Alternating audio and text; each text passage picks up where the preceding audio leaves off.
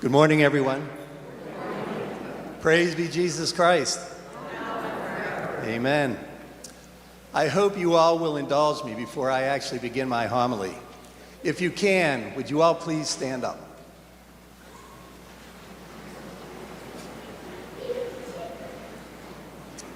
I'm going to take you out of some of your comfort zones for just a moment. I would like to ask everybody who's able to step out of their pews. Find one person in this church who you've never spoken to or who you've never met and introduce yourself to them. Say hello, introduce yourselves, shake their hands, a hug, however the Holy Spirit moves you. Please do that now.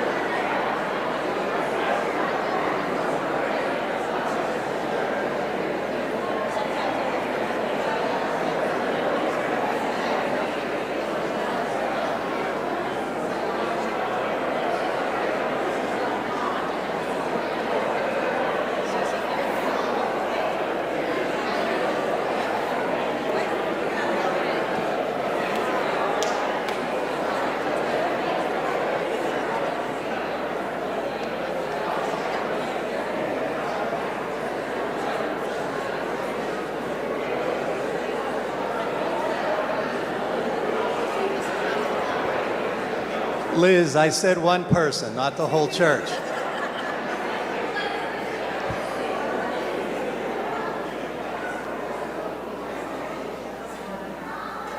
She didn't even want to go, Deacon.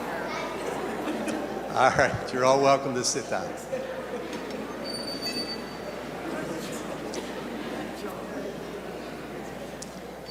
Thank you so much for indulging me. You know, we are all unique individuals with our own personalities, our own thoughts, our own feelings. But there's one thing that we have in common. We are all truly sisters and brothers because we all come from the one Father who created us. So I'd just like to do this from time to time when I think it's a good time where we all can come together and know that when we are in this church, despite any differences we may have, we are all one people. So thank you so much for that. I want to welcome everyone who's here, especially the folks and the families who are here for the sensory mass. And at this time, I'd like to invite all the children who would like to come up here for the beginning of my homily to come up and join me.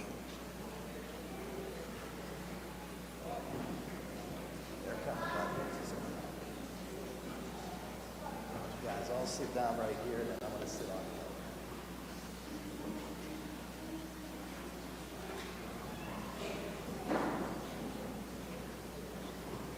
Where were you guys hiding? I didn't even see you. Come all the way back there. Good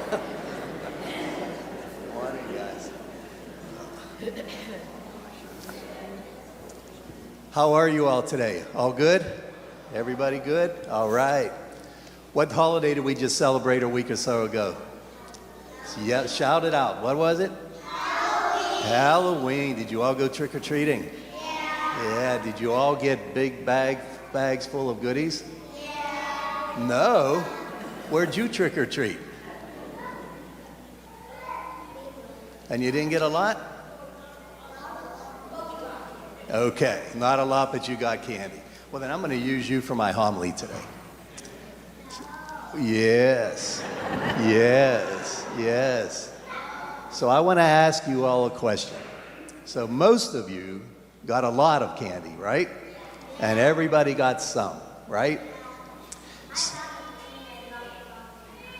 And would you go to the same house twice, huh?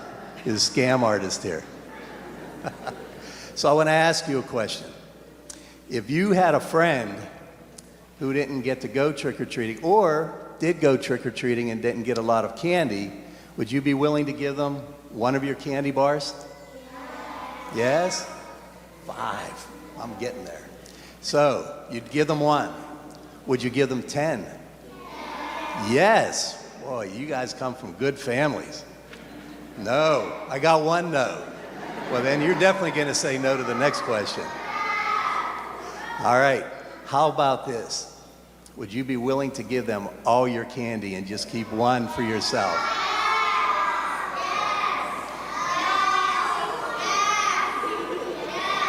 Okay. That's honest, and that's what I want is honest. So I'm not going to tell you why I'm asking you this question, but I'm going to give my homily now to all of your family or anyone who you're here with today. And then when you go home after Mass today, ask them why that crazy Deacon Herb asked us to give away all our candy, okay? And they'll explain to you, well, I know you would never give all yours, but you'd give 1. Thank you. All right. No, look at this. They would give me all theirs. They're coming home with me. Okay. All right, you guys are all welcome to stay right here through Mass if you'd like to. If you want to go back to your pews, you can do that as well. Okay? All right. You're staying here. No doubt. No doubt. This is going to be a long homily, folks. Get comfortable. So I want to share a story with all of you. True story. A woman who I knew my entire life. I went to school with her son, got to know his family well because we lived close to each other. Many years later, she was getting to the point where she wasn't going to be able to live in her home any longer. She needed some more help. And all of her children had moved away. So she ultimately decided to move with the child who lived closest, which was about an hour and a half away. One day I get a phone call from her, and she was talking to me, and she was telling me how much she missed our parish, how much she missed our church. And she came back every now and then. Her daughter would bring her, and she felt so good on those days because she missed her parish for several reasons. One, all of her parishioners, her fellow parishioners, became like family to her. And that's where she felt the most comfortable, was around family members. The other reason she gave was, she told me, I still contribute to the church every week. And I asked her, why do you do that if you're going to a different church? She said, because I love my church. I want to make sure my church is still there when I die, so that I can be buried from that church. That was the kind of closeness she had, not just with the church, but with the people that she considered her extended family. Now, this is a woman who didn't come from a lot of wealth. So for her to even donate to the church that she no longer went to, I believe was a great sacrifice for her to make. But it was a sacrifice of love. A sacrifice of love for her church. She wanted it to be there. She didn't want it to fail. But a sacrifice of love so that when she was buried, she could be buried from the same place where she received all of her sacraments. What a wonderful story of faith and commitment to her faith. We hear about that type of commitment from our gospel reading today. When we hear Jesus telling the story about watching the people in the temple go to the treasury and put in their money, and how some of the rich people put in a lot of money. But the person who impressed him the most and who he brought up the most was the poor woman who only put in 2 coins. And we know why he was impressed by that, because he told us that all of these others put in all this money into the church treasury, and she only put in 2 small coins worth just a few cents. But she gave from all she had, where the others gave from the extra money they had. She made a great sacrifice by giving all she had not knowing where the next few pennies might come from. My sisters and brothers, I believe that in life, there are three things that are priceless: our family, our friends, and our faith. We say that other things are very important to us, other things are priceless, and maybe there are some others that I'm not thinking of, but those three things are so important to us, or should be very important to us. And that story about the woman giving all she had because of her faith and her love of where she worshiped God tells us the story of how we should live our lives. Now, I'm not just talking today about the money that we give. Certainly, all the churches need money. You all know it. You'll hear from us from time to time about the need for more to keep our parish going. But I'm talking in addition of money to time and talent. We all are blessed by God with gifts, with talents. And like all gifts and talents, anything we receive from God, we're meant to share, not to keep to ourselves. That is not the life of Christians.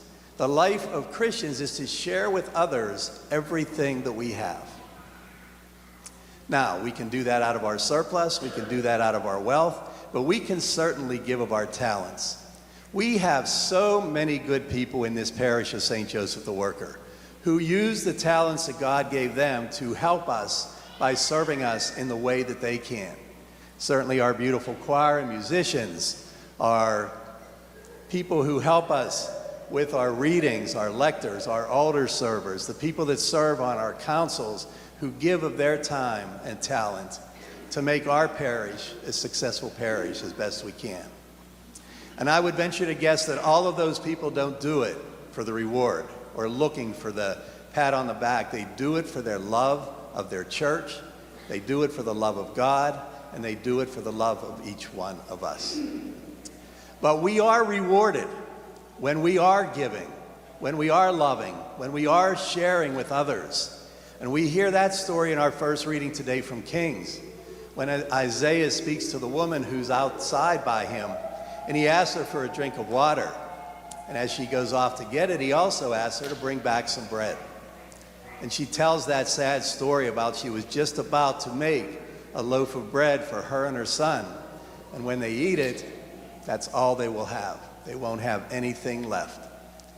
And he told her, have faith. Go make your bread, bring me some first, and then you and your son can eat as well. And we heard at the end of that reading what happened to that woman and her son. They had more than enough to eat for years to come. God truly rewards us. Not in the same way maybe he rewarded those women, but he rewards us when we are caring, loving, and giving to one another. While we may not be looking for any rewards, we've heard the expression, I got back 100-fold from what I gave. I can tell you from personal experience how true that is.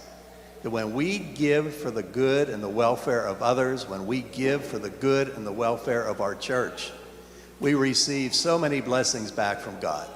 Maybe not the same blessings we gave, but blessings in the way that God knows that we need them. So my sisters and brothers, I would ask us all to consider, what are your gifts? What are your talents? How could you use them to make St. Joseph the Worker Parish a more united, a stronger, a more vibrant parish that we want it to be? You all have something. You all have something that you can do, something that you can give, no matter if it's large, like the rich people gave to the treasury, or just a few cents worth, like cents worth that the woman did. But consider what it is that you have been blessed with, and consider using those talents and those skills to help all of us, to make St. Joseph the Worker the parish that we need it to be.